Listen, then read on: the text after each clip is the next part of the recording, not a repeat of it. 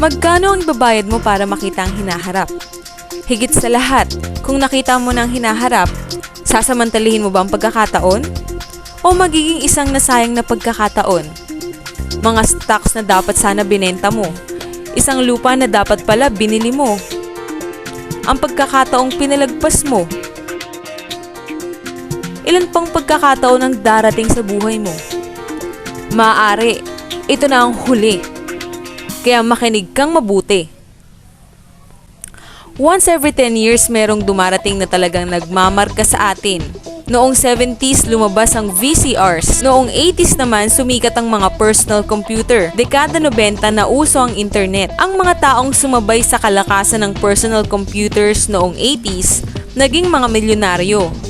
Yung mga matatalinong ginamit naman ng internet upang magpayaman noong 90s, mga bilyonaryo na. Ano sa tingin mo ang mangyayari sa susunod na 10 taon?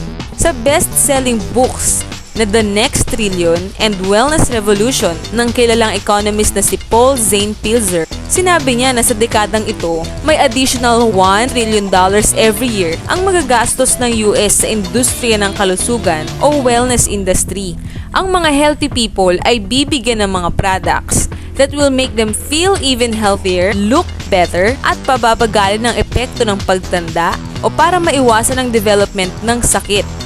Isipin mo, 20 years ago, hindi mo man marinig ang tinatawag na wellness industry. Pero ngayon, nagkakahalaga ng mahigit kumulang sa $300 billion ang yearly sales sa industriyang ito sa US. Halos kaparehas ng bentahan ng sasakyan sa US.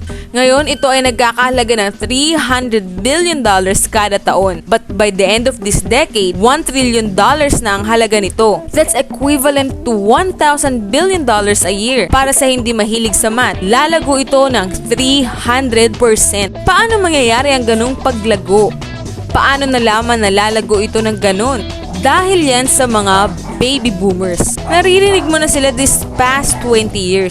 Sila ang mahawak ng ating economy for over 20 years. Ito na ang tamang panahon para makasama ka dito. Ang mga baby boomers ay umiidad 40s and 50s. Ito ang mga taon ng kalakasan ng kanilang pagkita. Mas maraming dollars at maraming panggastos. Ang mga boomers ang nagpalago sa housing industry, SUVs, personal computers at internet. In short, ang mga baby boomers ang bumubuo sa 6 trillion ng $12 trillion economy ng US. Although less than 30% sila ng US population, binubuo nila ang kalahati ng gross domestic product ng US. Higit sa lahat, nakahanda silang magdagdag ng 1 trillion sa $6 trillion na ginagastos nila para mapanatili ang isang bagay na higit pa sa kanilang SUV, kondo o computer man. Ang kanilang kabataan. Kabataan, anti-aging, health, wellness. Yan ang next big thing. Sa pamamagitan ng kanilang pagpapatakbo ng kanilang buhay, ang mga baby boomers ay gumagawa ng isang revolusyon sa wellness industry. At ito ay mabilis na nangyayari.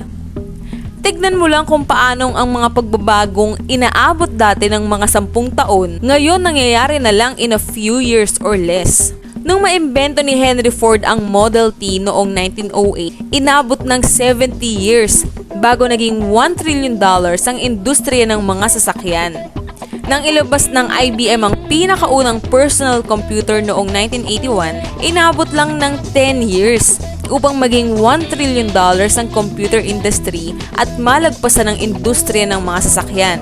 Ngayon, lalagpasan pa ng wellness industry ang $1 trillion sa susunod lamang na 5 taon. $1 trillion. That's $2.7 billion every day, $114 million every hour, $1.9 million every minute. Noong 1990s, umakyat ang bilang ng mga pamilyang milyonaryo sa US. Mula 3.6 million, naging 7.2 million millionaire families. Ang prediction ng ekonomistang si Pilzer, madaragdagan ng another 3.6 million families ang magiging millionaire sa susunod na 5 taon. Marami sa kanila magmumula sa wellness industry. Paano ka makakasama sa paglagong ito? May 4 kang paraan. Una, bilang isang practitioner. Ikalawa, bilang isang manufacturer. Ikatlo, bilang isang retailer. O pang-apat, bilang isang distributor. Ang mga practitioners gaya ng mga doktor, massage therapists, chiropractors at naturopathic healers ay may malaking pag-asang yumaman. Yan ay kung kaya nilang bayaran ng kanilang mga personal loans, insurance companies at iba't ibang hulugan. At kung kaya nilang ipagpalit ang oras at panahon nila kahit sa kanilang pamilya para sa pera. Maganda rin maging isang manufacturer. Iyan ay kung may daan-daang milyon ka pang invest sa infrastructures, patents, research, shipping and receiving at kung ano-ano pa. Retailing, tignan natin. Meron kang pambayad sa franchise fees? Kaya mo ang 7 araw na pasok kada linggo? May pambayad ka sa advertising? Kaya mo mag-monitor ng inventory? At higit sa lahat, mag-aayos ka ng mga problema sa mga empleyado mo? Distribution? Exactly.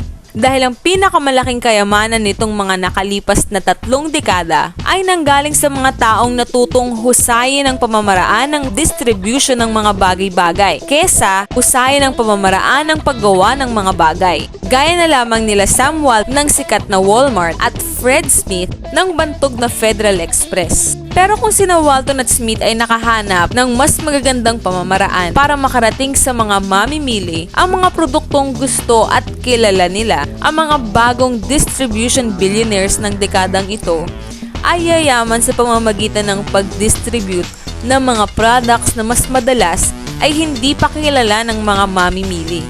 Ang mga bagong distribution billionaires gaya nila Jeff Bezos ng Amazon.com ay yumaman sa pamamagitan ng pag-educate sa mga mamimili tungkol sa mga bagong products at bagong pamamaraan ng pag-distribute ng mga produkto.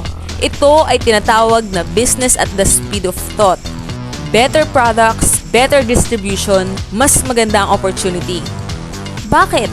Dahil mayroong 78 million baby boomers na may $1,000 billion in cash na handang gumastos. Gusto nilang mag-drive ng sports cars, mamasyal, mag-enjoy, ayaw nilang tumanda, at handa silang gumastos para lamang manatiling bata, malusog at puno ng buhay. Sa susunod na 5 taon, ang mga US baby boomers ay gagastos para sa mga produktong may kinalaman sa kalusugan. Mula $300 billion ngayon hanggang $1 trillion every year. Handa ka ba? Ang mga taong nagparinig sa iyo ng video na ito ay magpapakilala sa iyo ng isang pamamaraang subok na at successful.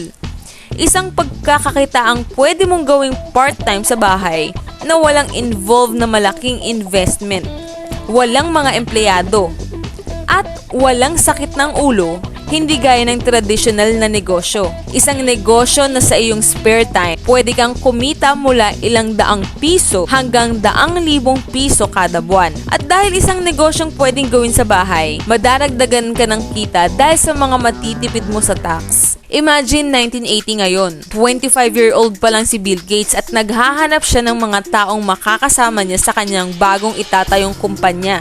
Inaakala niyang magiging isang malaking negosyo ang personal computers. Ikaw, ano naman ang gagawin mo sa panahon ngayon? Tandaan, si Sam Walton ay nagsimula ng Walmart noong siya ay 44 years old. By age 61, siya ng pinakamayamang tao sa mundo. Ikaw, anong excuse mo? One thing is for sure, kung napanood mo ang video na ito at kung nakinig ka, hindi mo pwedeng sabihin na hindi mo ito nalaman. Kapag ang mga anak mo at mga apo mo nagtanong tungkol sa mga naging mayaman noong early 21st century, anong sasabihin mo sa kanila? Are you going to explain kung paanong sinamantala mo ang pagkakataon kaya't umasenso ka? O lagi ka nalang magdadahilan sa kanila kung bakit mahirap ang buhay ninyo? Ang mga impormasyon dito ay tunay. Ang timing ay tunay. Ilang pagkakataon pa ang darating sa iyo. Ano man ang gagawin mo, huwag na huwag mong palalagpasin ang isang ito.